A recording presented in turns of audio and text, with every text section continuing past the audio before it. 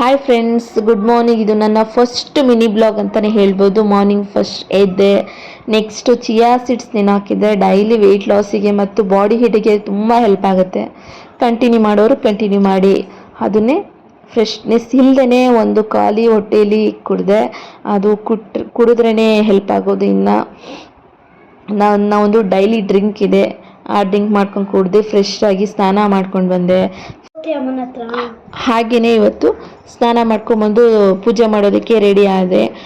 ಈ ಥರ ತುಂಬ ಚೆನ್ನಾಗಿ ಪೂಜೆ ಆಯಿತು. ಮಡಕೆ ಆಗಿರ್ಬೋದು, ಬತ್ತಿ ಆಗಿರ್ಬೋದು, ಉಪ್ಪಾಗಿರ್ಬೋದು, ಏಲಕ್ಕಿ ಆಗಿರ್ಬೋದು, ಲವಂಗ ಆಗಿರ್ಬೋದು, ಏನು ತಂದರೂ ಇವತ್ತು ಸಮೃದ್ಧಿಯ ಸಂಕೇತ ಅಕ್ಷಯ ತೃತೀಯ ದಿನ ಅಂತ ಹೇಳಿ ತರೋದು ತುಂಬ ಒಳ್ಳೆಯದು. ನಾನು ಕೆಲವೊಂದು ಐಟಮ್ಸ್ನ ನೆನಪಿಸ್ಕೊಂಡು ತೊಗೊಂಬಂದೆ. ನಾನು ಪೂಜೆ ಮಾಡಿ ರೆಡಿಯಾಗಿ ನನ್ನ ಮಗಳನ್ನೂ ರೆಡಿ ಮಾಡಿ, ನನ್ನ ಮಕ್ಕನ ಮಗಳನ್ನೂ ರೆಡಿ ಮಾಡಿ ಎಲ್ಲ ತೊಗೊಂಬಂದು ದೇವ್ರ ಮುಂದೆ ಇಟ್ಟು ಪೂಜೆ ಮಾಡಿದೆ. Thanks for watching.